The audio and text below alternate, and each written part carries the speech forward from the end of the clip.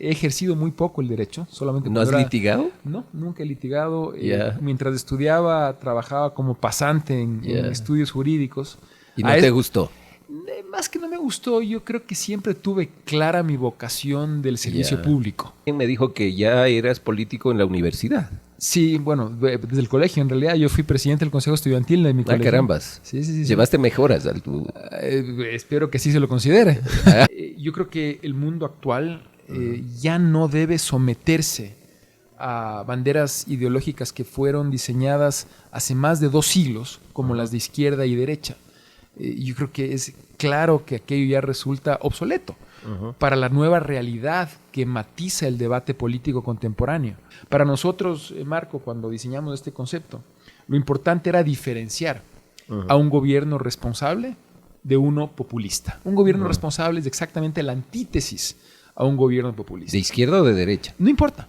Porque yo te puedo decir, hay gobiernos populistas de izquierda y gobiernos populistas de derecha. Como también creo yo que hay gobiernos responsables de izquierda, más tirados a la izquierda o más tirados a la derecha. Pero responsables. Para mí lo importante no es que sean ni de izquierda ni de derecha. Para mí lo importante es poder definir si son responsables o populistas. Mucha gente me preguntaba, bueno, a ver, dígame usted, entonces no tiene ideología. Y yo te acabo de decir, a ver, no, por supuesto que la tengo.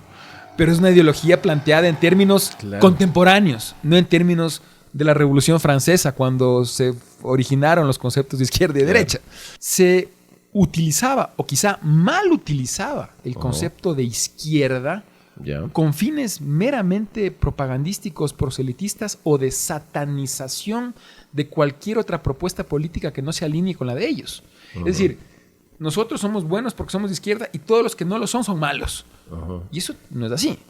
Y finalmente, entre 8 candidatos, yo terminé en el 4º lugar, muy pegadito del tercero, lo cual fue una sorpresa, porque no se esperaba que eso ocurra.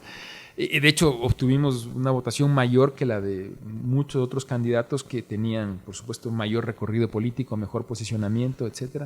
¿Y en Quito? Mira, Marco, cuando yo presenté mi candidatura a la alcaldía de Quito, el expresidente Correa tenía el 68% de aprobación en la ciudad. Menos de un año antes había sido reelecto con una votación abrumadora.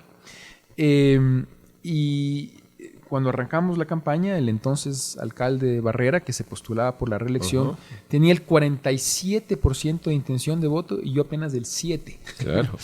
Un bloqueo político impresionante. A todo nivel. A todo nivel. O sea, desde el gobierno nacional, que desde el día 1 se puso como consigna el hacernos la vida difícil y el tratar de obstaculizar cualquier iniciativa que podamos tener. Y lo propio ocurría con la mayoría correísta en el Consejo. Nunca dejé de lado, y nunca lo hice por comisión, ni lo haré nunca en mi vida, mi esencia. Yo soy una persona, por esencia, respetuosa. A mí tú jamás me escucharás que he insultado a un adversario, que he denostado a nadie. Ese no es mi estilo, así no soy yo. Yo creo que se puede ejercer la política de una manera decente. Digo, mira, sí, construimos el metro en 3 años. Cuando uno construye una casa, a veces se demora más de lo planificado o se pasa del presupuesto. Cuando tú construyes tu casa. Pero aquí construimos un proyecto gigantesco, la obra de infraestructura más grande en la historia de la ciudad. Así es. Cumpliendo el cronograma de obra a rajatabla y cumpliendo el presupuesto. No nos pasamos de un solo centavo. Y con las complicaciones políticas. Y con todo el embate político que tuvimos en contra. Por lo tanto, eso realmente es importante destacar. Y con una hoja de ruta definida para que el proyecto opere en 6 meses. Yo salí de la alcaldía en el año 2019, en mayo del 2019, y había una hoja de ruta para que el metro opere en diciembre de 2019 o máximo en marzo de 2020. La red de los guaguacentros. Creamos algo muy fuerte, ¿no? Creamos 200 guaguacentros para atender a nuestros niños, dotándolos de nutrición y de atención educativa en la primera infancia, que es la época más crítica para el desarrollo mental, físico, psicológico de una persona. Es una época determinante para el futuro de un ser humano. Y estamos hablando de que en Quito todavía un porcentaje muy elevado de nuestros niños sufre de desnutrición. ¿Te equivocaste en algunos temas? No, por supuesto. En muchos. En muchos, y siempre lo reconocí. Soy un ser humano y sin duda cometí muchos errores. Pero te puedo decir algo, y yo siempre se lo dije a los quiteños mirándoles a los ojos. Cualquier error que pude haber cometido, Marco, lo hice de buena fe. Siempre actué con la mejor intención. Siempre trabajé poniendo por delante de los intereses de los quiteños. ¿La política te asustó? En el Ecuador me refiero. No, mira, no me asustó, Marco. Yo te voy a decir una cosa, y esto es algo muy personal. Yo le doy gracias a Dios y a la vida todos los días por tener la inmensa suerte de contar con muchas cosas que me motivan y que me interesan y que no solamente tienen que ver con política. Ahorita 3, ¿no? Así es. Y ahora lo hago con ciudades de nivel mundial. Trabajo de cerca como asesor, por ejemplo, con la alcaldesa de París, con el alcalde de Melbourne en Australia, con el alcalde de Atenas, con muchos alcaldes de nivel ¿Es muy diferente la política ahí en esas alcaldías o se parecen a la de Quito? Todas tienen sus cosas. En todo el mundo se cuecen habas. Soy el presidente de Suma. Estamos empezando, de hecho, un nuevo periodo. Y se habla de crisis política de los partidos políticos a nivel de Ecuador. Yo coincido, creo que los partidos tienen que fortalecerse y nuevamente convertirse en plataformas para la discusión sana y constructiva de ideas y para plantear alternativas de los problemas del país. Una de las cosas que yo quiero ahora en este nuevo periodo como presidente de Suma impulsar es el que nuestro partido se convierta en una voz seria, técnica, responsable para la discusión de grandes temas que se están abordando a nivel internacional y que van a transformar a la humanidad en las próximas décadas. Tengo muy buenos amigos en Guayaquil, en Quito, en Cuenca. Cada vez que voy, porque saben que tengo una relación cercana contigo, me dicen, Mauricio tiene que ser candidato. Yo agradezco. Algunos me dicen que no se haga el rogado. No, yo agradezco esos gestos, pero te digo una cosa, yo tuve el inmenso honor de servir a Quito como su alcalde, y para mí fue una satisfacción enorme hacerlo, muy gratificante todo lo que logramos a pesar de las inmensas dificultades que tuvimos que superar. 2 mensajes, lecciones de vida que tú puedes compartirnos. Bueno, en cuanto a mensajes, lecciones de vida, humildemente puedo decir que el luchar con pasión por tus sueños es algo que siempre te va a dar satisfacciones. El ser claro con tus convicciones y nunca alejarte de ellas. El respetar tu esencia, ¿sí? Nunca cambiar porque las circunstancias parezca que te lo exigen, porque eso nunca te retribuye de manera positiva. Sin filtros con Marco, el podcast. Bienvenidos a un nuevo programa de Sin Filtros con Marco. Como ustedes saben, estamos teniendo muy buena aceptación. El capítulo anterior que tuvimos con Incarri Cowi, un columnista de diario El Universo, y que ha planteado una perspectiva de indígena liberal, ha causado mucho revuelo dentro de algunos espacios, sobre todo organizativos y también sectores políticos. Bueno, este programa tiene la viabilidad de justamente traer a esos líderes que piensan desde una manera de las libertades, de la democracia, y en ese contexto exponerlo, porque aquí no hay solamente una línea en ningún espacio social o político, por lo tanto, en eso nos caracterizamos como un espacio liberal y sobre todo democrático. Pero hoy tengo un invitado muy especial que tengo el privilegio de haberle quitado, creo yo, a CNN la primicia de volver a dar una entrevista, y es el doctor Mauricio Rodas, un gran amigo desde hace mucho tiempo atrás, muchos años. Recuerdo que cuando me contactó yo fui asambleísta y él era un promotor del gobierno responsable, y alguna vez le preguntó, ¿y cómo se come eso? Y ahora vamos a hablar de la trayectoria y de su vida, ¿no? Así es que, bienvenido Mauricio, a los tiempos. ¿Qué tal, Marco? Muchísimas gracias por la invitación. Un placer estar en este espacio y volver a verte. Gracias. Empecemos, a ver, tú naces en 1970. 75. 75. Estoy cumpliendo 50 años. Sí, medio centenar. Cuéntame, ¿cómo fue tu niñez? Sé que parte tienes podemos decir, raíces de la costa como también del austro. Así es, la verdad es que tuve la suerte de venir de una familia proveniente de diversos lugares en el país. Si bien yo nací en Quito, mi madre es guayaquileña, mi padre cañarejo, pero vivió algunos años en Cuenca y luego en Quito. Ya. Tengo 7 hermanas y hermanos, así que una familia muy numerosa. ¿Tú eres el primero? Yo soy el menor. El menor de todos. Somos los jodidos. Así es. Somos los jodidos. O los mimados, dicen. O los mimados también, Sí. sí. No importa las travesuras que hagas, todo te la pasa. Así es. Y creo que el hecho de tener una familia, como decía, proveniente de diferentes lugares en el país, me permitió visitarlos.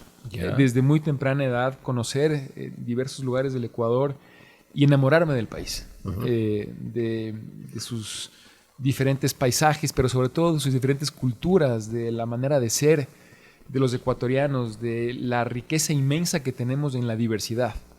Y yo creo que de alguna manera eso también fue formando en mí el deseo de desarrollar una actividad profesional que le sirva al país. Pero tú eres quiteño. Yo soy quiteño, yo nací en Quito, he vivido mi vida acá, salvo unas épocas en las que viví en el extranjero, por ejemplo, cuando realicé maestrías Eso es posterior, ¿no? en la Universidad de Pensilvania, gracias a una beca de estudios. Claro. Luego de haberme graduado de abogado aquí en Quito, estudié en la... ¿Dónde estudiaste la escuela y la secundaria? La escuela y la secundaria la estudié en el Colegio Intisana y luego me gradué en el Tomás Moro, aquí en Quito.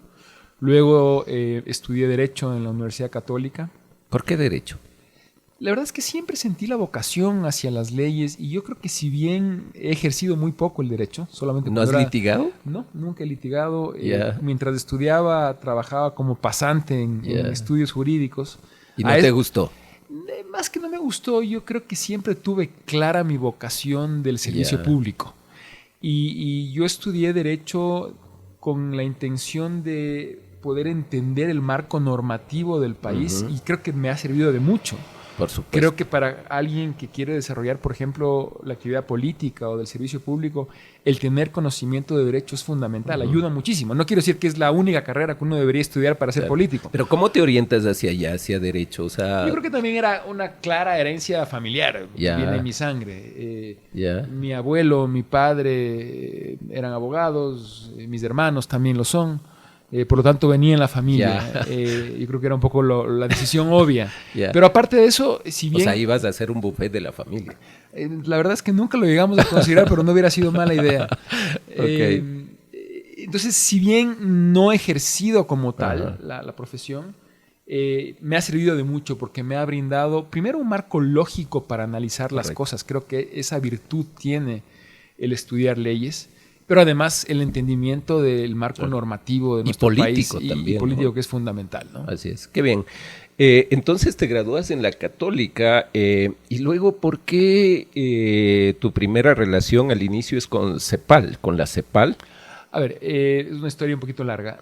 Yo me gradué de abogado en la Católica, luego inmediatamente, gracias a una beca de estudios, me fui a Estados Unidos, desarrollé 2 maestrías en la Universidad de Pensilvania, una en Administración de Gobierno y la otra en Ciencias Políticas.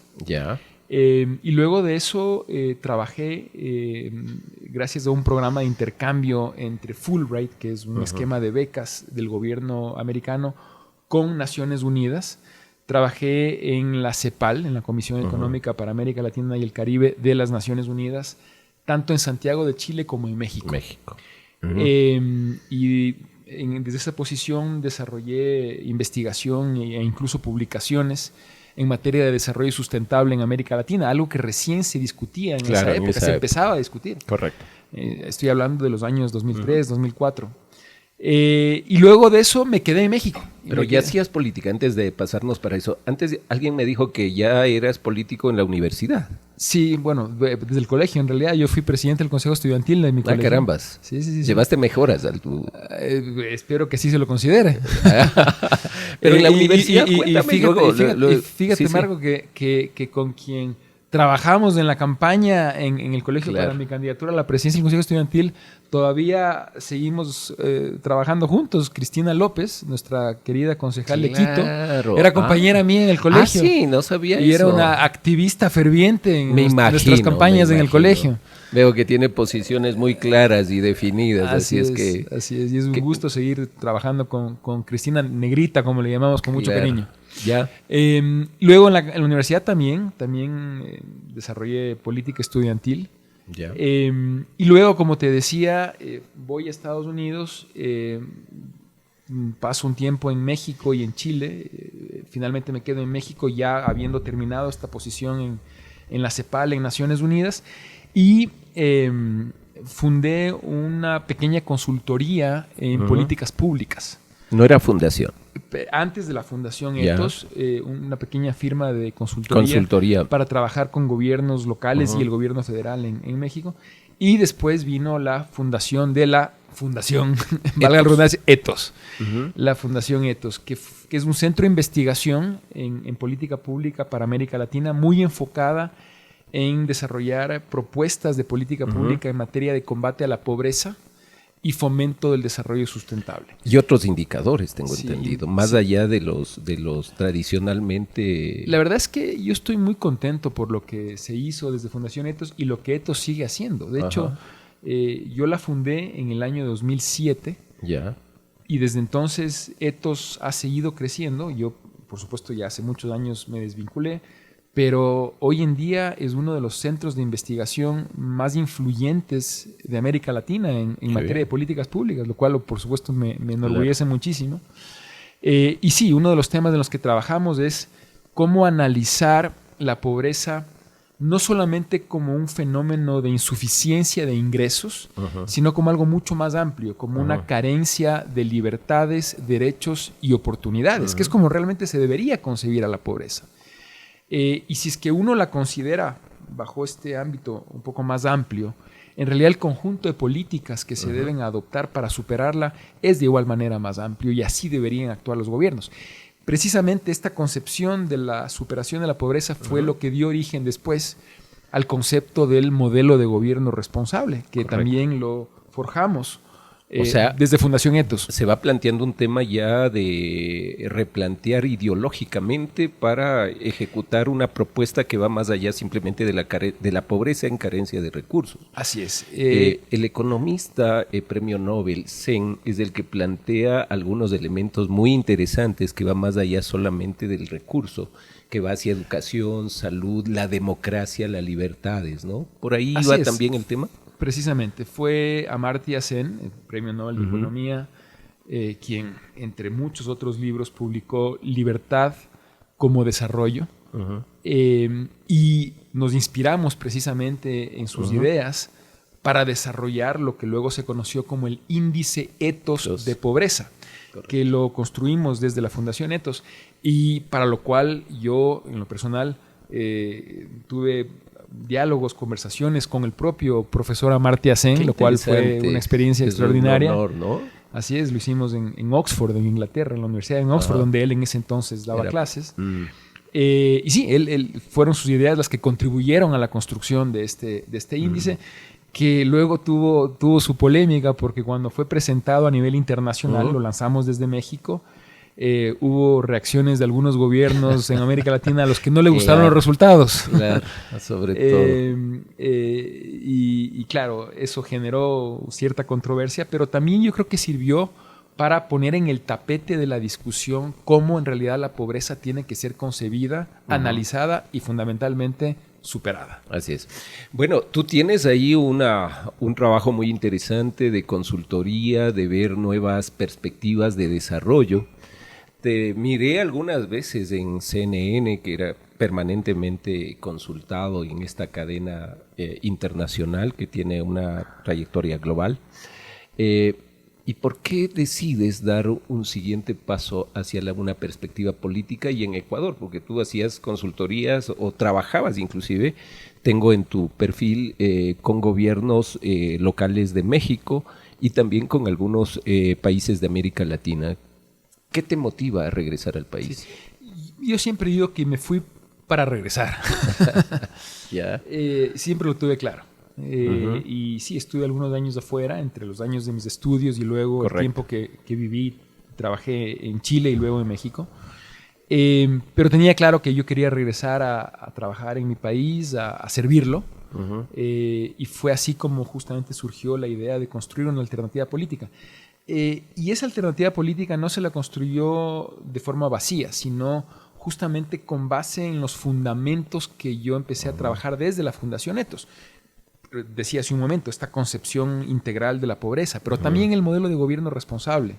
Marco, tú mencionabas, es una propuesta que plantea superar las viejas etiquetas ideológicas. Permíteme comentar esto brevemente. Yo creo que el mundo actual ya no debe someterse a banderas ideológicas que fueron diseñadas hace más de 2 siglos, como las de izquierda y derecha. Yo creo que es claro que aquello ya resulta obsoleto para la nueva realidad que matiza el debate político contemporáneo. Por lo tanto, lo que nosotros planteamos a través del modelo de gobierno responsable es la necesidad de superar esas viejas etiquetas de la izquierda y la derecha y más bien enfocarnos en aquello que es realmente importante para el ciudadano, que es el desarrollar políticas públicas responsables, aquellas que respondan a las necesidades de la gente, aquellas que permitan superar esta concepción integral de la pobreza, aquellas que permitan fortalecer los mecanismos de respeto a la democracia, al imperio de la ley, al marco constitucional, legal, que permitan brindar garantías de seguridad ciudadana, que permitan aplicar políticas efectivas de respeto al medio ambiente y de construcción de un marco de sostenibilidad para nuestro desarrollo. Es decir, cosas que son claramente responsables y que por lo tanto deberían guiar la acción de un gobierno más allá de las etiquetas de izquierda y derecha. Para nosotros, Marco, cuando diseñamos este concepto, lo importante era diferenciar a un gobierno responsable de uno populista. Un gobierno responsable es exactamente la antítesis a un gobierno populista. ¿De izquierda o de derecha? No importa. Porque yo te puedo decir, hay gobiernos populistas de izquierda y gobiernos populistas de derecha. Como también creo yo que hay gobiernos responsables de izquierda, más tirados a la izquierda o más tirados a la derecha. Pero responsables. Para mí lo importante no es que sean ni de izquierda ni de derecha. Para mí lo importante es poder definir si son responsables o populistas.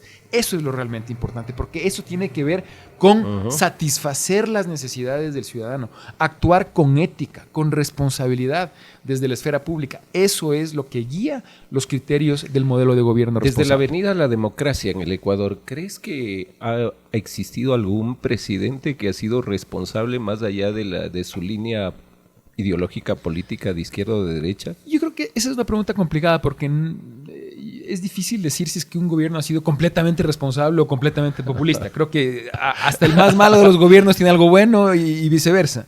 Creo que hay que crear unos indicadores ahí para irlos de hecho, los calificando. tiene. El modelo de gobierno responsable ¿Quién es entonces el que más cumplió? El modelo de gobierno responsable tiene 23 criterios que definen lo que entendemos por un gobierno responsable. Yo creo que, por ejemplo, hubo rasgos del gobierno de Jaime Roldós que se apegan a la responsabilidad. Sí, ¿no? Los hubo también. Muy progresista. Sí, los hubo también en el caso del gobierno del arquitecto Durán Ballén. Creo que Rodrigo Borja también. León Febres Cordero. León Febres Cordero tuvo cosas importantes, pero como todos también tuvo errores. Como todos. Así es. Por lo tanto, insisto, esto no es absoluto. Lo ideal, por supuesto, es apegarse lo mayormente posible a los criterios del modelo de gobierno responsable y que por lo tanto sirvan como una guía, como un referente para la acción de gobierno. Y finalmente, este concepto que sirvió para un poco redefinir los términos del debate político en América Latina, luego se convirtió en la bandera ideológica de nuestro partido, el Partido Suma, una vez que regresé al país. Lo fundas en el 2012. Empezamos a trabajarlo en el 2011, en realidad. Yo regresé al país en el año 2011 y inmediatamente me puse a la tarea de construir este movimiento, este gran proyecto político, básicamente con el apoyo de gente joven, de gente nueva. Claro, yo te digo, ahora hablar de decir bajemos la ideología política ya es común. Casi todos algunos políticos que quieren reencaucharse, pues dicen ya no hablemos de izquierda, de derecha. Pero tú llegaste en el 2011 cuando todo era más de línea ideológica. El que no era de izquierda tenía que ser de derecha. Y llega alguien a decir que dejemos esto y mejor enfoquémonos en un gobierno responsable. ¿Cómo tú cuentas de esos primeros pasos? Como digo, hoy todo el mundo lo dice, bajemos las banderas, tratemos de hacer un gobierno responsable, pero tú llegas en el 2011 cuando Ecuador todavía está, y América Latina creo que con tendencias bien claras. No podías ser de intermedio si no eras de izquierda o de derecha. Yo creo que esa polarización todavía existe, de hecho. Pero mucho más. Hoy se habla ya... Yo creo que ahora incluso existen otro tipo de fenómenos, ¿no? Aunque sea en el discurso, lo están cogiendo los políticos. Está surgiendo el nacionalismo como algo que por cierto, lo asocio mucho al populismo también. Sí, efectivamente en esa época se hablaba poco sobre estos temas y yo creo que lo importante es que nosotros no solamente cuestionábamos esta geometría política basada en la izquierda y la derecha, sino que, y quizá más importante, planteábamos una alternativa a esa geometría política a través del modelo de gobierno responsable. Es decir, no solamente nos quedábamos en el cuestionamiento, sino también en una propuesta. Y esa propuesta, como digo, es la que ha venido guiando el accionar político de Suma durante todos estos años. Efectivamente, en ese momento sonaba un discurso revolucionario, transformador, poco entendido. Mucha gente me preguntaba, bueno, a ver, dígame usted, entonces no tiene ideología. Y me tocaba decir, a ver, no, por supuesto que la tengo. Pero es una ideología planteada en términos contemporáneos, no en términos de la Revolución Francesa, cuando se originaron los conceptos de izquierda y derecha.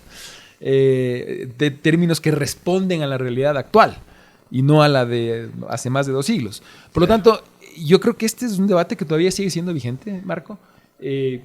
Incluso creo que es aún más importante frente a lo que está viviendo no solo América Latina, sino el mundo. Yo creo que es fundamental plantear esquemas ideológicos y banderas políticas moderadas que dejen de lado los extremismos del radicalismo, la fragmentación profunda que estamos viviendo a nivel global, que es realmente preocupante. Mucha gente me decía, pero a ver, dígame, entonces, ¿usted es de izquierda o de derecha? Me costaba trabajo decir, miren, no, yo defiendo el modelo de gobierno responsable. Ahora, si mucho me forzan a decir a qué es lo que más se parecería el modelo de gobierno responsable, yo creo que sería quizá a una propuesta socialdemócrata, a una propuesta de centro moderado, centro progresista, como le llamamos nosotros. Pero Mauricio, creo que hay que poner un contexto muy interesante. Tú llegas cuando Alianza País, en el 2011, pues era muy fuerte desde la perspectiva ideológica y desde el poder. O sea, cuestionar un tema en esas épocas era muy duro y difícil.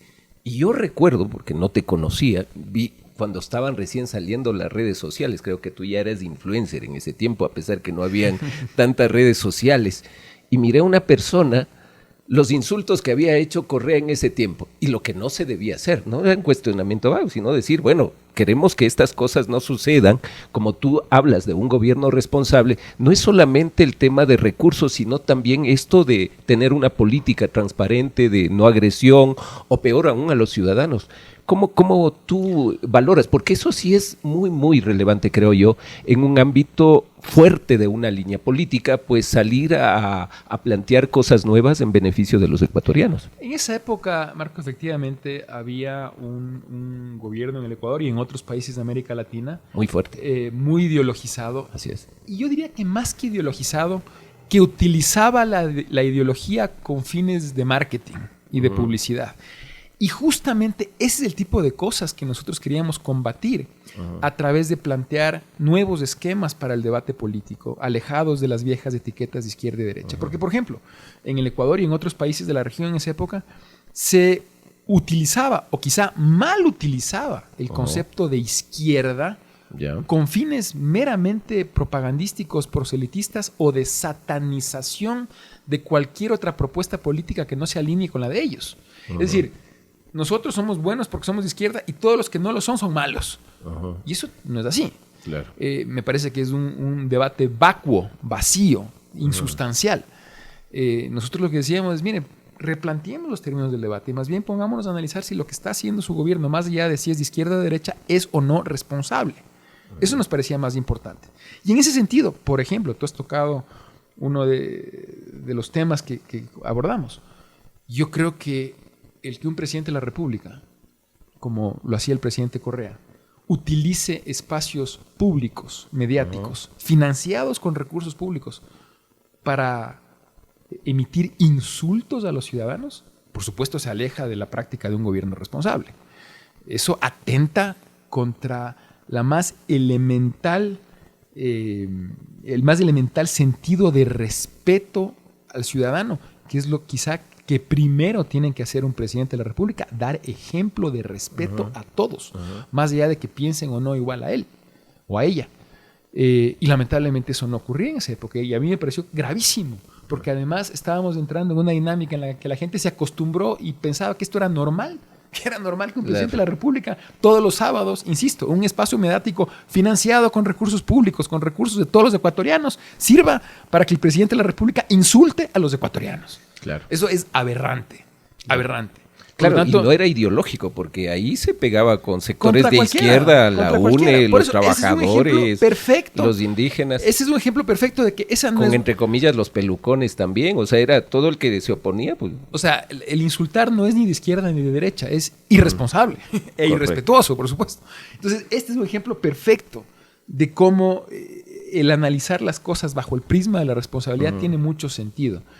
Y sí, efectivamente yo denuncié este hecho porque me parecía una barbaridad que ocurra y eso sirvió para que yo también forme parte de aquellos muchos ecuatorianos que fueron objeto de epítetos por parte del expresidente Correa, pero yo espero que eso haya servido para despertar un poco de conciencia respecto a que ese tipo de cosas no pueden ocurrir. Okay. Y ojalá nunca más vuelvan al Ecuador, correcto, ni al mundo, porque son tremendamente negativas. Bueno, esperemos. A ver, hay unos temas interesantes, Mauricio. A ver, tú llegas con nuevas ideas. ¿Cuándo nace la idea de formar un partido? Bueno, yo creo que justamente con la idea de, o sea, una vez que empezamos a plantear estos nuevos conceptos y que los mismos empezaron a tener acogida y a despertar interés e incluso apoyo de muchos sectores ciudadanos a lo largo y ancho del país, yo empecé a recorrer el Ecuador hablando de estas cosas. Recuerdo que luego de que el presidente Correa reaccionó con adjetivos a la presentación de este listado de insultos que él había proferido, luego surgió la idea de recorrer el país con lo que llamábamos el micrófono del respeto. Ya. Justamente para ¿En qué consistía convertirlo en un símbolo de cómo entre ecuatorianos sí podemos hablar respetándonos unos a otros, tolerando a quienes piensan distinto y hacerlo de manera civilizada y democrática. Tuvo acogida. Y tuvo acogida. Entonces, poco a poco estas ideas fueron conduciendo a la necesidad de encauzar nuevas tendencias, nuevas corrientes y el afán que existía de que cambien las cosas en el país, en muchos sectores, para formar lo que hoy es Suma, que arrancó como un movimiento político que, por cierto, tuvo que superar muchísimas dificultades y obstáculos para poder ser aprobado por el CNE. Recordarás, Marco, las luchas que tuvimos que librar para demostrar que Suma había cumplido con todos los requisitos, a pesar de que el gobierno nacional hacía lo imposible, el gobierno de esa época me refiero, presidido por el expresidente Correa, hacía lo imposible para que no se nos apruebe como movimiento político, y finalmente, luego de muchos recursos legales, logramos demostrar que movilización. Y de movilización y presión social, logramos demostrar que habíamos cumplido con todos los requisitos y finalmente Suma fue aprobado. Luego de eso arrancó nuestra actividad política. ¿Quién es el partido y ahora? Bueno, pues obviamente se nos interpusieron toda clase de trabas para dilatar ese proceso y demorar la inscripción de nuestros candidatos a las elecciones del 2013. Yo presenté mi candidatura a la presidencia de la República.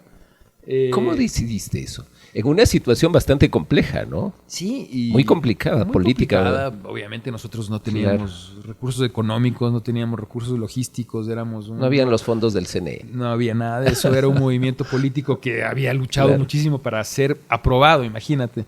Y se nos terminó aprobando apenas 2 semanas antes de que cierren las inscripciones de candidaturas. O sea, en 2 semanas tuvimos que armar listas de asambleístas en todo el país, en fin, armar un binomio presidencial, etcétera. ¿Y había gente de experiencia ya en el proceso? Y había gente de experiencia, por supuesto, en el proceso. Pero vi mucha gente nueva también. O sea, sí, la era una mayoría combinación. Yo creo que la idea siempre fue nutrirnos de la experiencia de quienes la tenían, con las nuevas ideas frescas de la juventud y de quienes no habían participado previamente en política. Presenté mi candidatura a la presidencia de la República contra todo pronóstico y obviamente teniendo que superar maquinarias políticas muchísimo más grandes a las nuestras. Los procesos de estructuración. ¿Sí? Supongo que el financiamiento hubo mucho dinero, ¿no? Pues, bueno, hubiera sido. Me dicen que un carro por ahí se te dañaba cuando ibas caminando. Algunas anécdotas me han contado sobre tu peripecia de la candidatura a la presidencia. En realidad el dinero nunca fue un problema, Marco, porque nunca lo tuvimos. Y fue una campaña, la verdad, muy ciudadana, en base a recorrer el país, saludar a los ¿Recuerdas ecuatorianos. cuántos candidatos eran? Eran 8 candidatos de la presidencia. Y la verdad es que yo me enfoqué en una campaña basada ¿Ciudadana? en escuchar a los ecuatorianos, Ya. en tomar en cuenta sus ideas, sus propuestas. De hecho, construimos el plan de gobierno basado en un esquema que armamos a través de redes sociales que eran nacientes en esa época, Correcto. para recibir aportes de ideas de los ecuatorianos que nutran nuestro plan de gobierno. ¿Respondieron los ciudadanos? Sí, respondieron. Fue un Yeah. plan de gobierno realmente participativo. Finalmente, entre 8 candidatos, yo terminé en el 4º lugar, muy pegadito del tercero, lo cual fue una sorpresa, porque Claro. no se esperaba que eso ocurra. De hecho, obtuvimos una votación mayor que la de muchos otros candidatos que tenían, por supuesto, mayor recorrido político, mejor posicionamiento, etc. Y fue una oportunidad para demostrar que una nueva propuesta podría tener acogida en el Ecuador, que existía un creciente sector ciudadano que estaba sediento de escuchar nuevas ideas, de que se replantee la manera de hacer política, de que había descontento en muchos sectores respecto a la manera autoritaria en la que se ejercía el poder en ese entonces, y que por lo tanto nuevas alternativas eran viables. Y yo creo que eso fue muy satisfactorio. Yo creo que nuestro resultado electoral, insisto, supuesto que sorpresivo, sí. demostró eso. Recuerdo que yo estuve en la Asamblea Nacional y es ¿cómo se digamos? De la esencia política de la Asamblea es ver, analizar todos estos temas.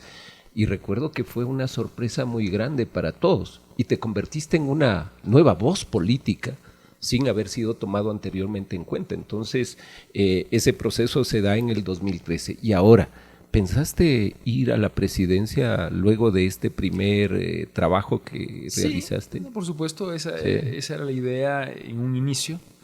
Y luego, producto de diferentes realidades políticas, consideramos que era importante el plantear una alternativa de cambio desde lo local.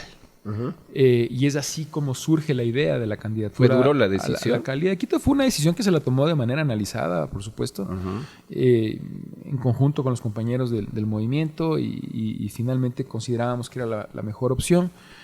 Había mucho descontento en Quito y en otras ciudades del país. Pero era complicado. Correa tenía entre el 60 y el 70% de acogida en Quito.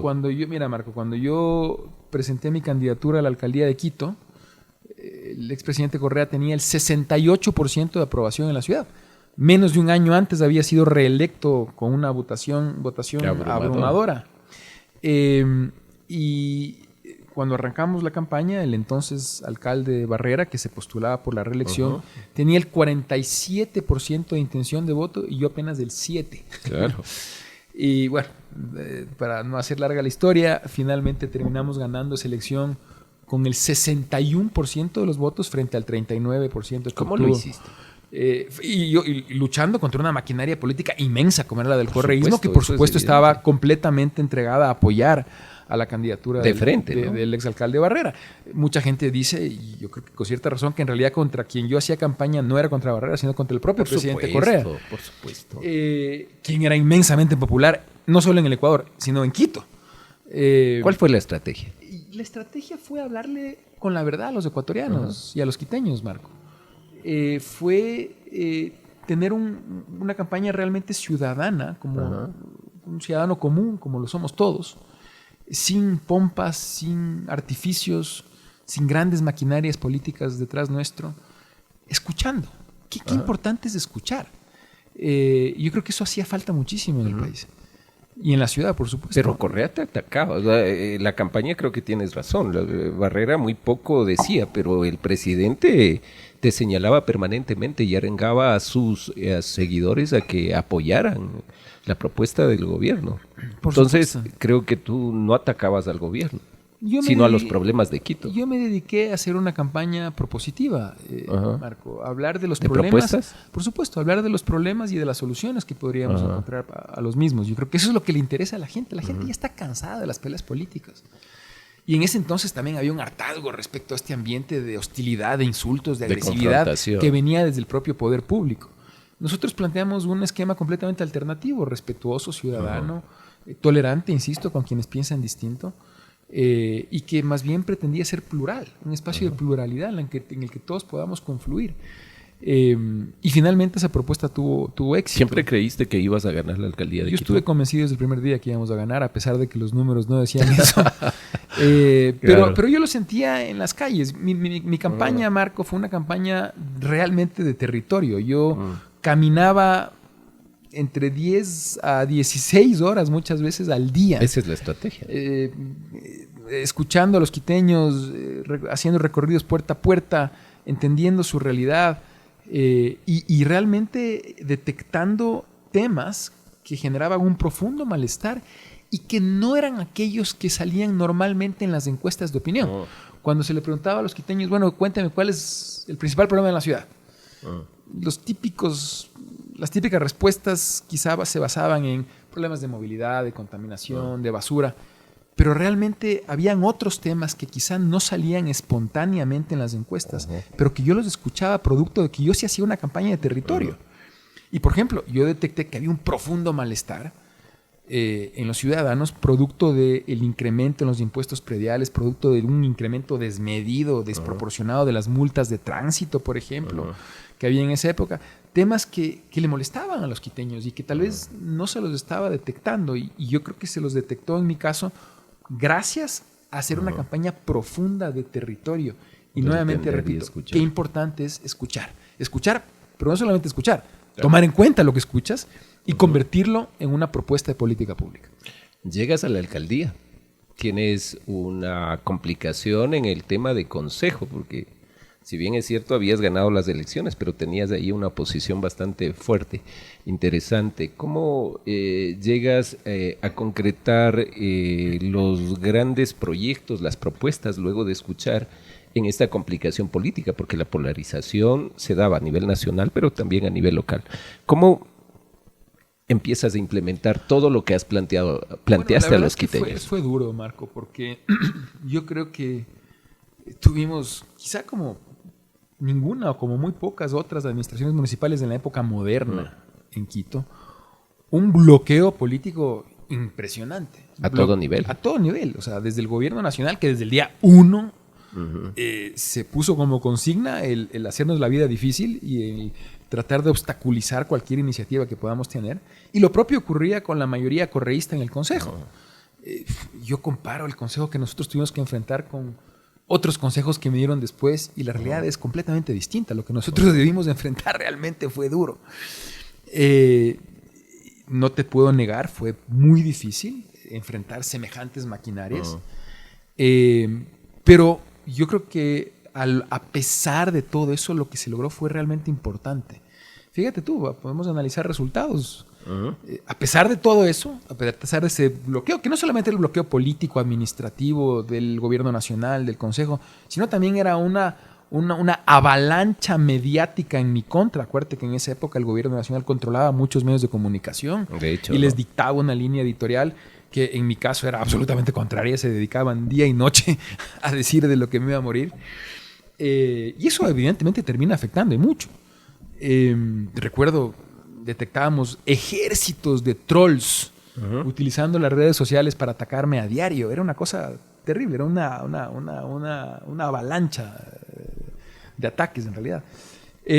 A pesar de todo eso... Le invitaste al diálogo. Yo vi en la sesión solemne al presidente Correa, en las fiestas de Quito. Permanentemente, de mi parte nunca faltó eso. Mira, Marco, yo nunca dejé de lado... Y habían críticas del otro lado hacia ti sobre esos temas. Sí. Yo nunca dejé de lado, y nunca lo hice por comisión, ni lo haré nunca en mi vida, mi esencia.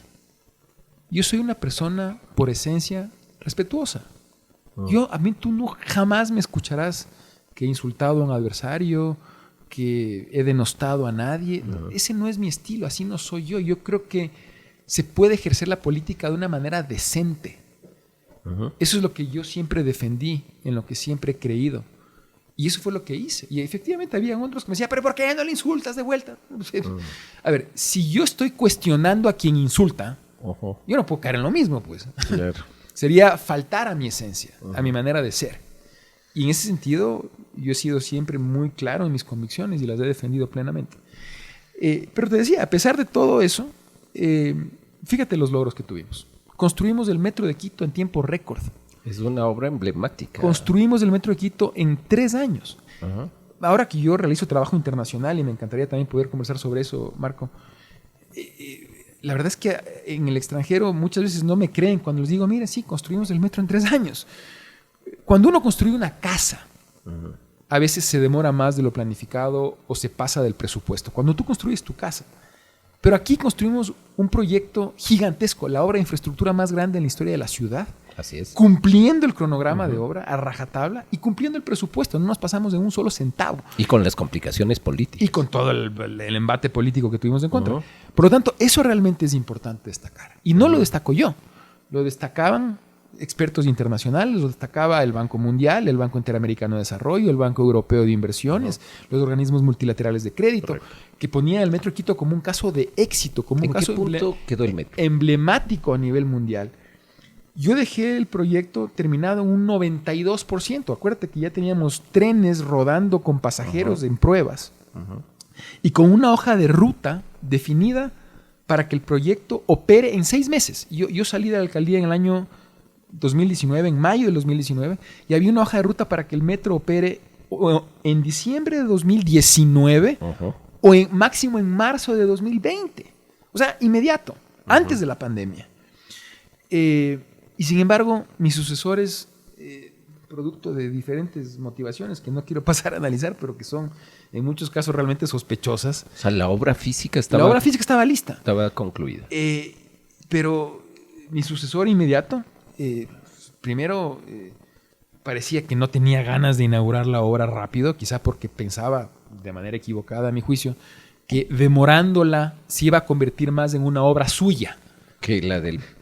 Y de hecho empezaron una campaña señalando que el metro no se había concluido, que... Y eso no era verdad, eso, repito, claro. Organismos internacionales de crédito lo pueden constatar. Pero finalmente lo triste de la historia es que así como nosotros logramos terminar la obra a tiempo, en presupuesto, en apenas 3 años, tiempo récord para una obra de este tipo, se demoraron casi 5 años en poner a operar el metro, mis sucesores, Marco. Y eso es algo que a mí me duele profundamente, porque todo el inmenso esfuerzo que pusimos para que las cosas avancen rápido, de manera eficiente, de manera responsable, sirvió de poco por todo el tiempo que luego tomó operar. Mira, a nivel mundial, Marco, a mí no me creen cuando cuento esta historia. Claro. Porque normalmente lo que demora es la construcción, pues no la operación. Claro. Una vez construido, opera rápido. La operación es lo fácil. Claro. Lo difícil es construir, más aún una obra que es completamente subterránea y que no sabes lo que te vas a encontrar allá. Y con la complejidad de Quito, ¿no? Claro. Y a pesar de eso, nosotros cumplimos el cronograma de obra y lo construimos en apenas 3 años. Es increíble que haya tomado casi 5 en ser operado. Pero bueno. Los quiteños creo que te reconocen ese tema, ¿no? Mira, más allá del reconocimiento, lo que a mí me alegra es que ya está funcionando. Ya está funcionando. Me apena mucho y me preocupa que lo hayan puesto en funcionar sin un contrato de mantenimiento, porque lo que yo digo es, bueno, si ya se tomaron 5 años en operar, al menos era de que lo puedan operar bien. Y lo elemental para que opere bien es que existe un contrato de mantenimiento, mismo que todavía no existe, cosa que me parece... ¿Crees que el metro increíble. Está en riesgo? Obviamente una infraestructura que no tiene un contrato de mantenimiento está en riesgo, pues, Marco.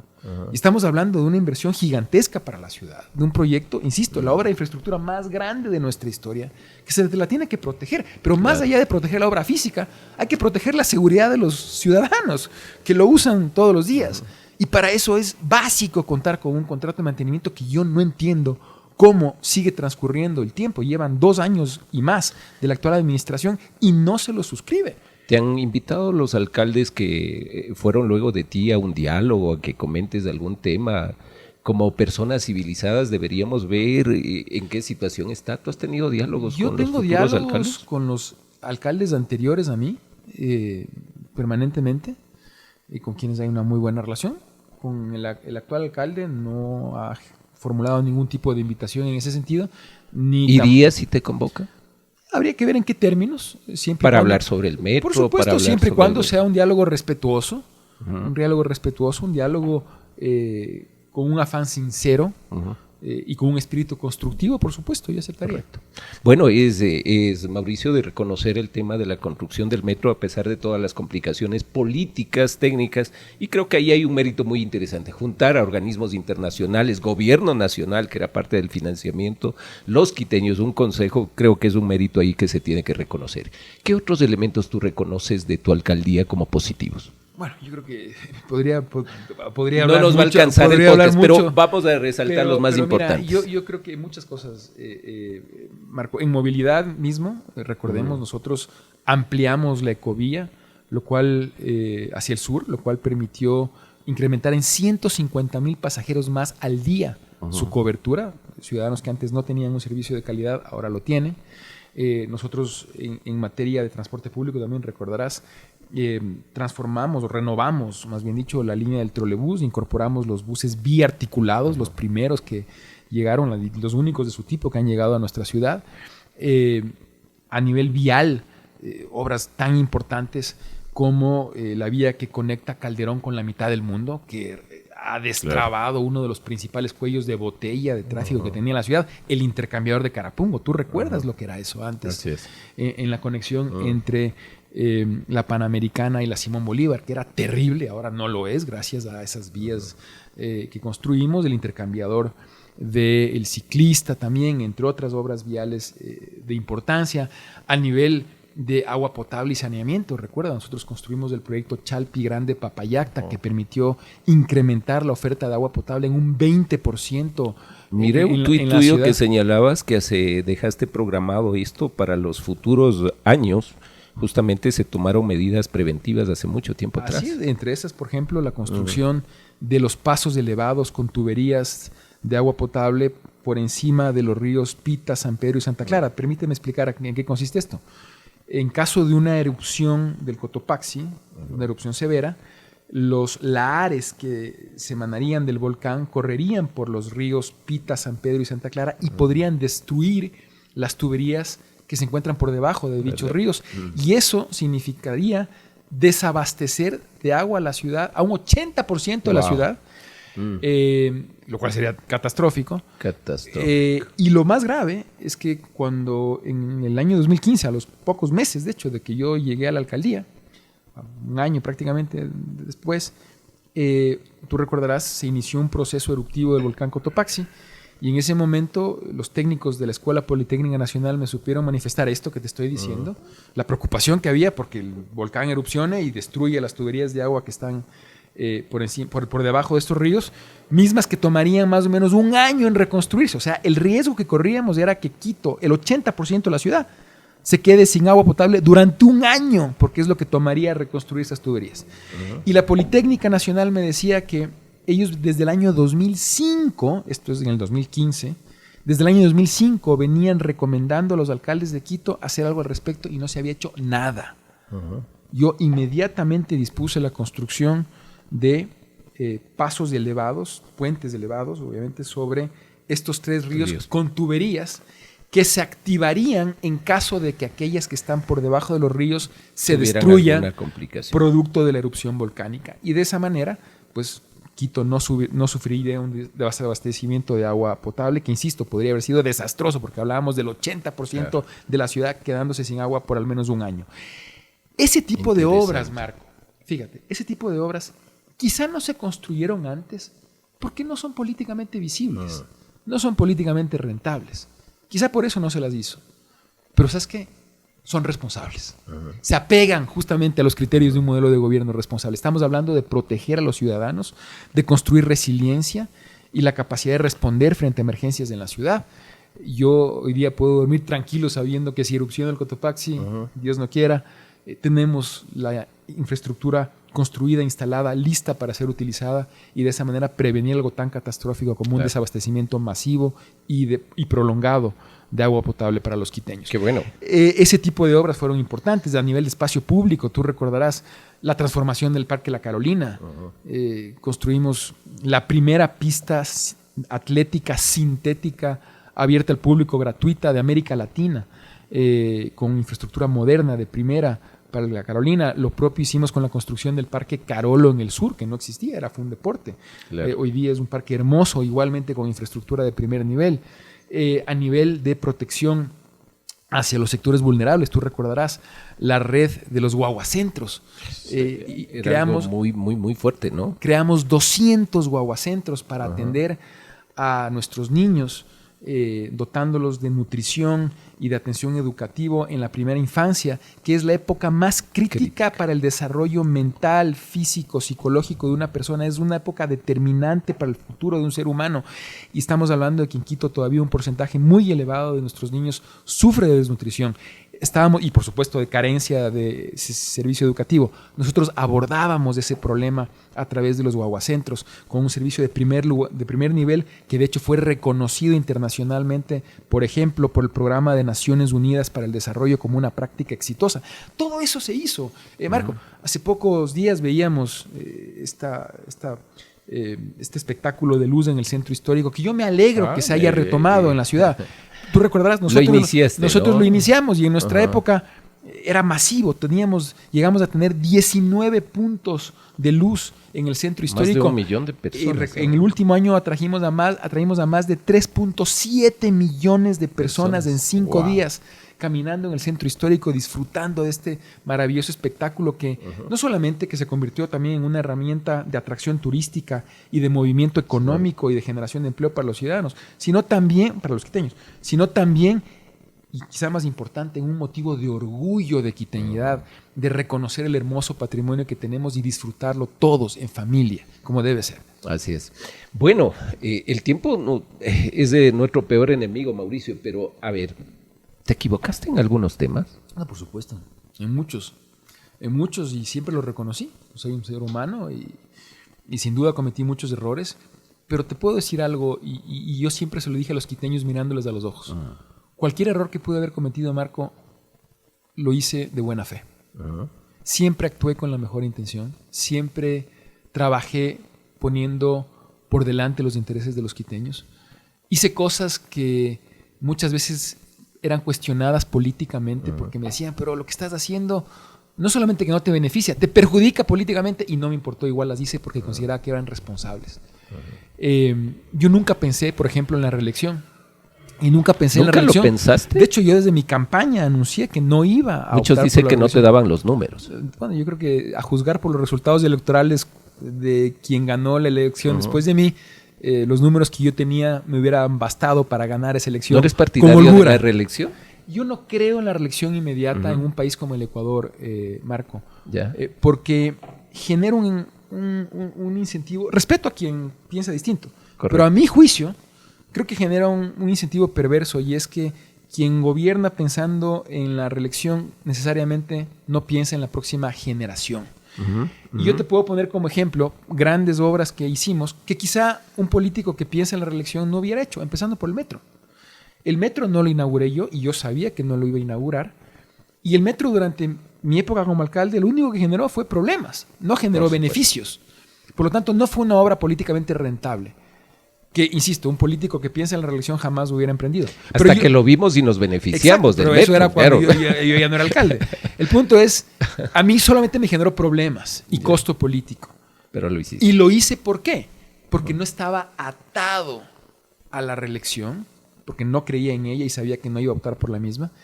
Y eso me dio la libertad de poder emprender grandes obras que trascienden un periodo de alcalde y que se encaminan a transformar la ciudad a futuro, como estoy convencido que el metro lo va a lograr.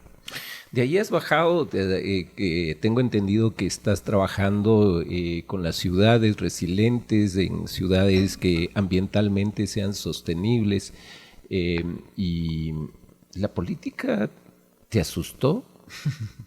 En el Ecuador me refiero. No, mira, no me asustó, Marco. Yo te voy a decir una cosa, y esto es algo muy personal.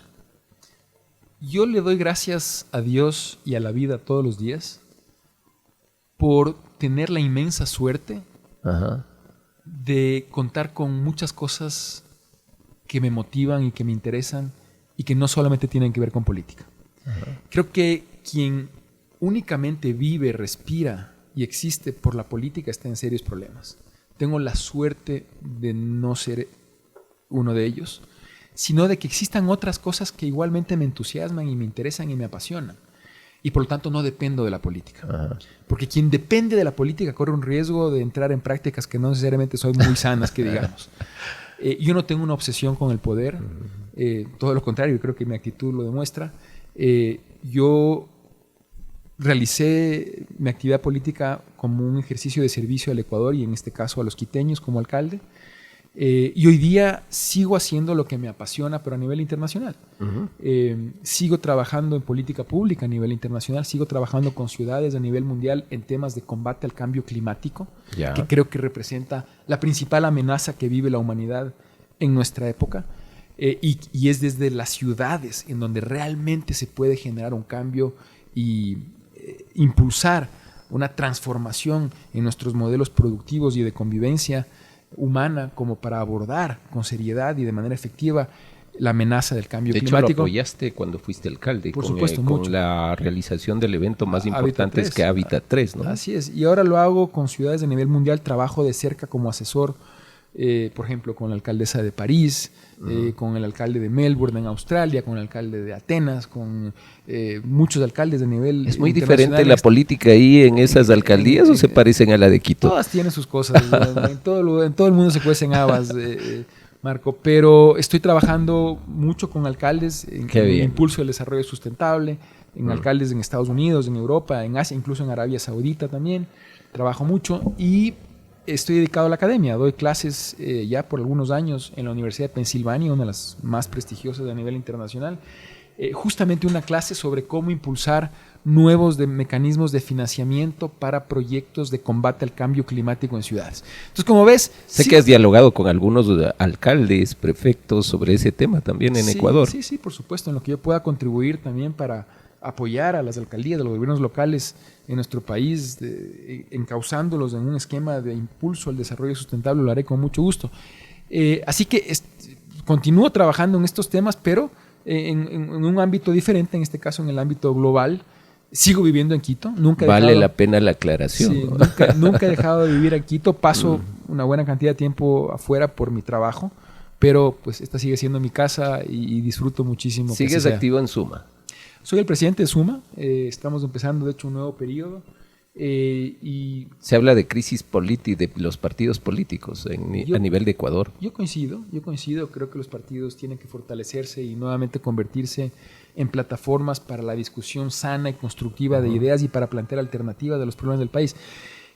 Una de las cosas que yo quiero ahora en este nuevo periodo como presidente de Suma impulsar es el que nuestro partido se convierta en una voz seria, técnica, responsable para la discusión de grandes temas que se están abordando a nivel internacional y que van a transformar a la humanidad en las próximas décadas y de los que yo veo con preocupación que el Ecuador se mantiene todavía ausente. Por ejemplo, ¿de qué manera va a cambiar radicalmente en nuestra dinámica productiva, de empleo, económica, social, la inteligencia artificial? Yo no veo que esto sea parte del debate político en el Ecuador y me parece gravísimo. A nivel mundial sí lo es en muchos países. Por ejemplo, esto mismo del desarrollo sustentable, ¿de qué manera la economía verde, la necesidad imperiosa de generar un cambio en la matriz productiva, la sobreexplotación de nuestros recursos naturales no puede continuar a ese ritmo? ¿De qué manera va eso a impactar nuestro esquema productivo y de generación de empleo en el Ecuador? Yo creo que estos grandes temas globales, ambiental, tecnológico, social. En lo social, ¿cuál es la línea? Yo creo que hay un cambio profundo en las nuevas generaciones, de su manera de pensar, precisamente por influencia de las nuevas tecnologías, de las redes sociales. Tenemos que sintonizar con eso, Marco, y actualizar nuestras prácticas democráticas y nuestros sistemas políticos a esa nueva forma de pensar. Y esto amerita debates profundos, que yo pregunto, ¿quién los tiene en el Ecuador? Yo quiero aprovechar que tengo la inmensa suerte de estar expuesto a estos debates a nivel internacional para impulsarlos también en el Ecuador, y esa es parte fundamental de la tarea que quiero desarrollar en este nuevo periodo como presidente de Suma. Perfecto, creo que son temas muy, muy relevantes. ¿El modelo de gobierno responsable ha dejado de ser algo del pasado o continúa vigente? Creo que es más necesario que nunca, Marco, y es más vigente que nunca. Como dije hace un momento, no solamente que todavía seguimos dominados por las etiquetas de izquierda y la derecha de una manera vacía, porque ni siquiera es con contenido por detrás, sino como parte de un discurso político y muchas veces politiquero. Veo con preocupación el surgimiento del nacionalismo, la consolidación de los populismos en muchos países, no solo de América Latina, sino del mundo, y que eso va creando cada vez más divisiones y va minando los pocos espacios de encuentro y de diálogo que debe existir entre los ciudadanos. Creo que las redes sociales no están ayudando, lamentablemente están exacerbando el problema, están radicalizando el debate y muchas veces están generando la formación de espacios absolutamente ideologizados, pero no necesariamente con contenido, sino basados en el fanatismo. Y eso no nos conduce a nada positivo. Correcto. Hay suma para largo. Por supuesto. Es un partido al que yo le veo un enorme potencial. Y mira, te digo algo, porque mucha gente me pregunta si es que yo voy a ser candidato o no. Eso es, Mauricio, hay para largo. Yo quiero ser claro, yo no estoy pensando en candidaturas, Marco. Yo estoy, como te dije... Pero le harías bien al país. Yo creo que la mejor contribución que puedo darle al Ecuador es como presidente de Suma impulsando el tipo de ideas que te mencioné hace un momento. Creo que Tengo muy buenos amigos en Guayaquil, en Quito, en Cuenca. Cada vez que voy, porque saben que tengo una relación cercana contigo, me dicen, Mauricio tiene que ser candidato. Yo agradezco... Algunos me dicen que no se haga el rogado. No, yo agradezco esos gestos, pero te digo una cosa, yo tuve el inmenso honor de servir a Quito como su alcalde y para mí fue una satisfacción enorme hacerlo, muy gratificante todo lo que logramos a pesar de las inmensas dificultades que tuvimos que superar.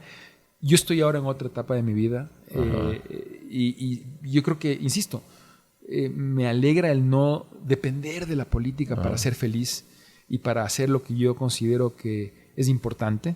Eso no quiere decir que descuide mi trabajo en el país, por el contrario, en este nuevo periodo como presidente de Suma ya te comenté todo lo que quiero hacer y creo que ese es un canal efectivo para contribuir al progreso, al bienestar de los ecuatorianos. Lo seguiré haciendo y por supuesto Suma existe para rato y yo en lo personal continuaré trabajando desde mi humilde trinchera para dar lo mejor de mí y de nuestro partido en beneficio de los ecuatorianos. Bueno, creo que ha sido un diálogo muy interesante, Mauricio. Te agradezco tu tiempo, tu sinceridad en torno al tema. Personalmente creo que darías mucho más al país.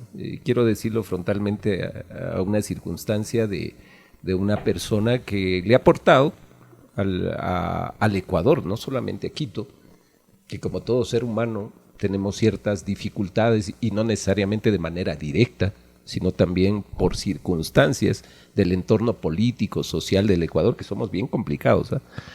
Y en eso decirte, Mauricio, que agradecerte por esta sinceridad y también por este diálogo en este podcast de Sin Filtros con Marco. Para cerrar, yo quisiera que tú nos des un mensaje de tus aprendizajes. Hay mucha gente joven, indígenas, no indígenas. Esta visión, los aprendizajes que tú podrías dar, danos dos mensajes, lecciones de vida que tú puedes compartirnos. Bueno, en cuanto a mensajes, lecciones de vida, humildemente puedo decir que el luchar con pasión por tus sueños es algo que siempre te va a dar satisfacciones. El ser claro con tus convicciones y nunca alejarte de ellas. El respetar tu esencia, ¿sí? Nunca cambiar porque las circunstancias parezca que te lo exigen, porque eso nunca te retribuye de manera positiva. Y por otro lado, yo sí quiero hacer una reflexión también de cómo veo el país, Marco. Yo creo que el presidente Noboa y el gobierno actual tienen una gran oportunidad. Una gran oportunidad. ¿La está desperdiciando? No, yo creo que todavía es muy temprano para juzgar. Ha arrancado recientemente su periodo de 4 años. Y yo creo que tenemos que todos unirnos, dejar de lado esta carnicería política que nos ha caracterizado durante los últimos años y pensar en futuro. Veo con una preocupación inmensa y con un dolor profundo el deterioro de la seguridad en nuestro país, cómo esto nos está afectando de una manera terrible y lamentablemente es un mal que creo yo lamentablemente tardará mucho tiempo en erradicarse. pero tenemos que trabajar juntos para que aquello suceda lo más rápido posible. Y la única manera de hacerlo unidos, entendiendo que hay un enemigo común, que es la inseguridad, que es el miedo, que no nos deja avanzar. Y en ese sentido te decía, yo creo que el gobierno y el presidente tienen una gran oportunidad, tiene el respaldo de los ciudadanos, ganó de manera amplia, legítima, clara, tiene un marco político favorable, con un respaldo importante desde la Asamblea Nacional y por lo tanto con la capacidad de generar los cambios que el país necesita. Y creo que todos debemos apoyar ese proceso. ¿Crees que el presidente debe convocar a todos los actores para una agenda mínima? El de izquierda que sea siendo de izquierda, el de derecha que siga siendo el de derecha. Yo creo que ese tipo de ejercicios siempre son positivos, siempre son sanos. Porque he visto predisposición del movimiento indígena. Veo al prefecto de Tungurahua trabajando con el gobierno, a Lourdes Tibán diciendo dejemos, a mí me sorprendió muchísimo, en una reunión de Pachacuti, diciendo dejemos de pelear quién es de izquierda o de derecha, enfoquémonos en la solución de los problemas. Entonces, hay condiciones, el presidente debe convocar a ese gran pacto, a lo mejor social como en Chile, para esta lucha contra la inseguridad. Mira, Marco, yo siempre, ahora que mencionas Chile, yo siempre he pensado que aquellos países que avanzan, lamentablemente, en varios casos ha sido fruto de que han sufrido un trauma. Eso ocurrió en Chile. En Chile hubo un gran trauma con la dictadura y eso hizo que actores importantes chilenos de corrientes distintas se unan y piensen en un proyecto de país.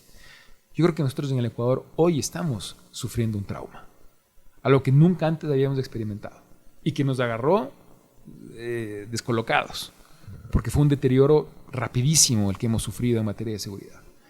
Por lo tanto, estamos frente a un trauma y ese tipo de trauma tan serio como nunca antes habíamos tenido nos obliga, ahora sí, a dejar atrás peleas estériles y discusiones inútiles y realmente pensar en función de país. La única manera que tenemos de salir adelante es trabajando juntos. Y yo creo que hay que apoyar al gobierno nacional en toda aquella iniciativa que se encamine justamente en unir a los ecuatorianos y en plantearnos una visión de futuro. Para superar este trauma, para superar la inseguridad, para devolver la confianza al país, para encaminarnos hacia el progreso, el bienestar y a insertarnos en los grandes debates globales. Porque, repito, lo que está ocurriendo ahora en el mundo es realmente transformador. El ritmo del cambio que está sufriendo la humanidad en las últimas décadas no tiene precedentes en la historia, Marco. Tenemos que entender lo que está pasando y no podemos quedarnos fuera. Correcto. Y requiere, insisto, eso requiere de un alto sentido de responsabilidad y una visión de futuro. Y yo espero que las condiciones que existen hoy en el país, tanto negativas como ese trauma terrible que creo que nos tiene que obligar a unirnos, como positivas, que son la coyuntura política favorable que tiene el gobierno en este momento, nos tiene que impulsar a cambiar de visión y a salir adelante. Bueno, les agradezco, mi agradecimiento, Mauricio, y sobre todo a ustedes que nos miran de semana en semana. Gracias, Mauricio. Muchas gracias, Marco, encantado. Dios te bendiga y igualmente. Bueno, tenemos Mauricio y suma para largo. Muchas gracias. Sin filtros con Marco, el podcast. El podcast. Suscríbete en nuestras redes de Sin Filtros con Marco. Sin filtros con Marco, el podcast. El podcast.